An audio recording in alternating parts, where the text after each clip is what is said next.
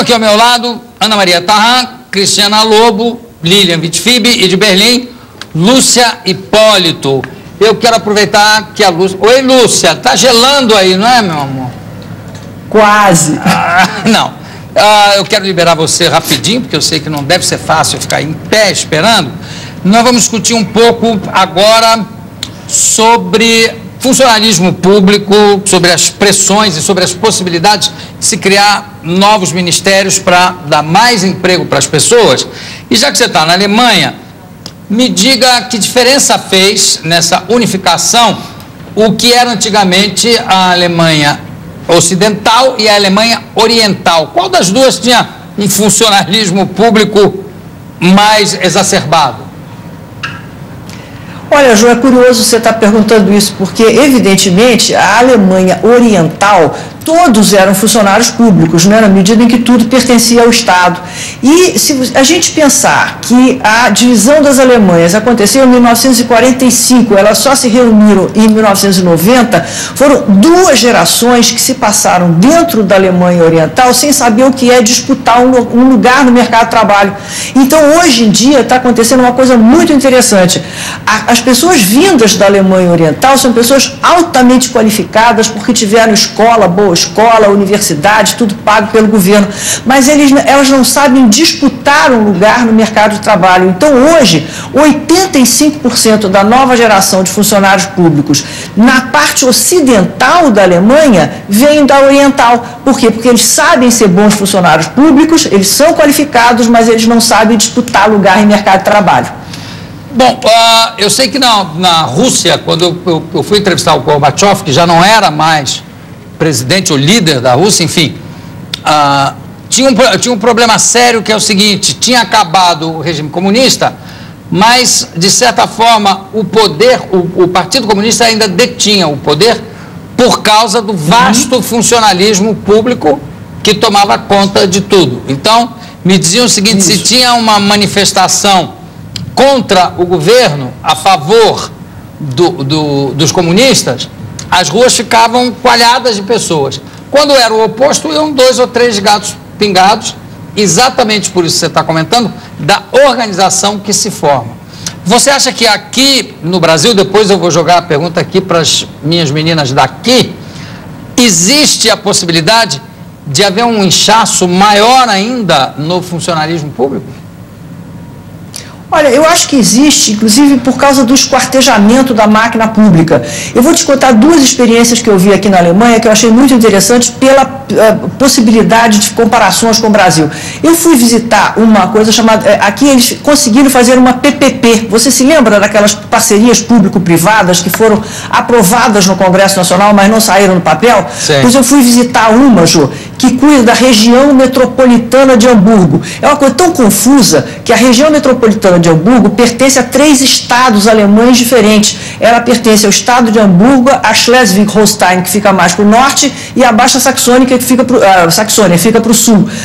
São 3.000 funcionários burocráticos tentando cuidar dessa malha, dessa região metropolitana. Pois eles fizeram uma parceria público-privada em que 15 pessoas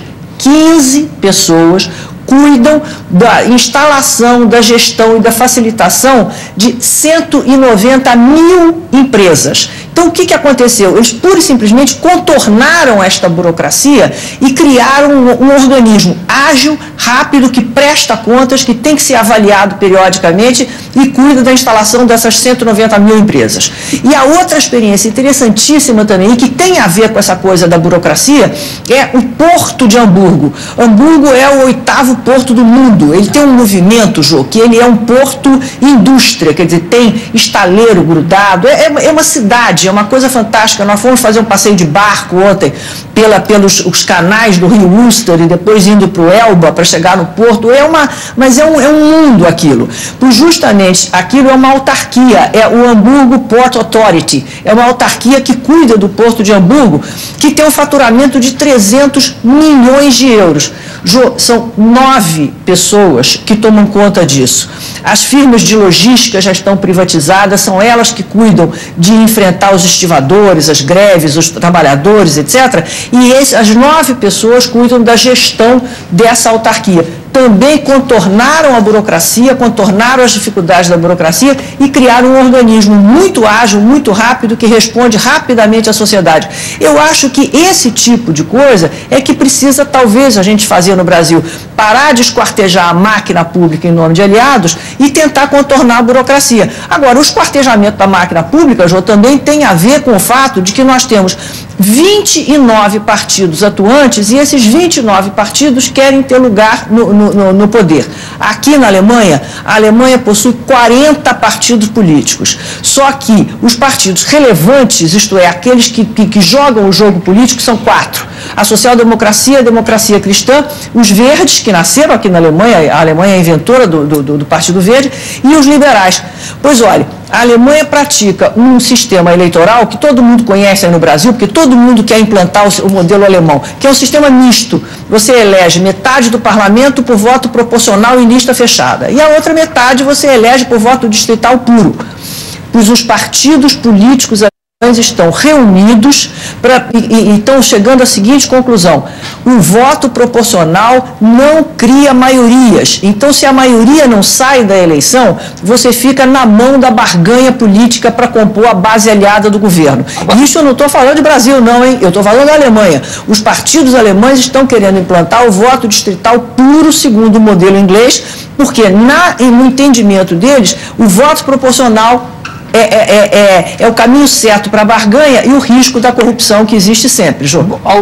Lúcia, a gente tem poucos minutos ainda de link, não é, com você, mas eu gostaria só de perguntar o seguinte: evidente que com 9 funcionários para lidar com todo o porto de Hamburgo, que eu conheço, que é uma coisa gigantesca, o que se gastou em informática, em maquinária, em tudo isso, não acaba sendo maior do que o funcionalismo público utilizado aqui, se você levar em conta que o salário de um funcionário público brasileiro deve ser 1/10 do salário de um funcionário público alemão? Quer dizer, antes de se pegar e botar só 9 pessoas e se investir em tecnologia para que isso seja possível, eles não fazem um cálculo para ver que sai mais barato do que a folha de pagamento de mais funcionários públicos? E no Brasil não se dá exatamente o oposto, porque a gente não pode comparar a economia da Alemanha com a nossa economia.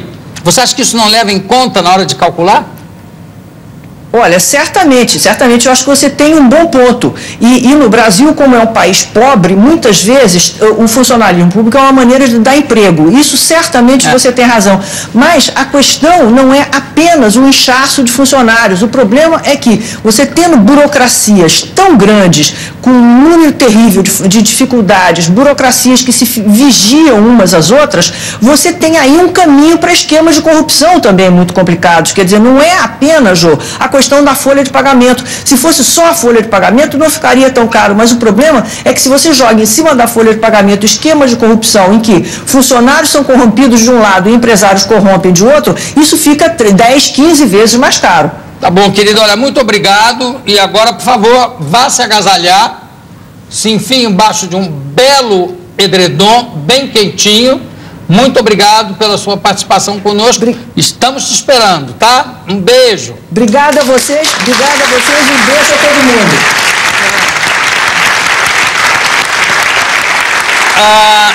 Eu joguei essa pergunta porque é evidente que usar o funcionalismo público como cabide de emprego, eu acho que é uma instituição que vem da velha República e que foi perpetuada com Getúlio Vargas, e que havia até classificação de funcionário público, né?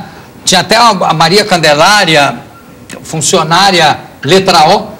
Ainda tem essa divisão de letra O, que é o mais alto no funcionalismo público? Eu esqueci. Agora é DAS, Ju. DAS 1, 2, 3, 4, 5. 5 é o máximo. Como é que é? DAS 1, 2, 3, 4, 5? De 1 a 6. Bom, eu quero... 6. Essa discussão é interessante porque o Ministério do Mangabeira Unger foi derrubado no Senado. Ministério não. A Secretaria. Será Ministério? Ele teria 79 DAS. E agora foi extinta a Secretaria e os DAS foram junto. E agora ele vai ser ministro extraordinário. Isso é uma coisa interessante. Quando vai para o Congresso,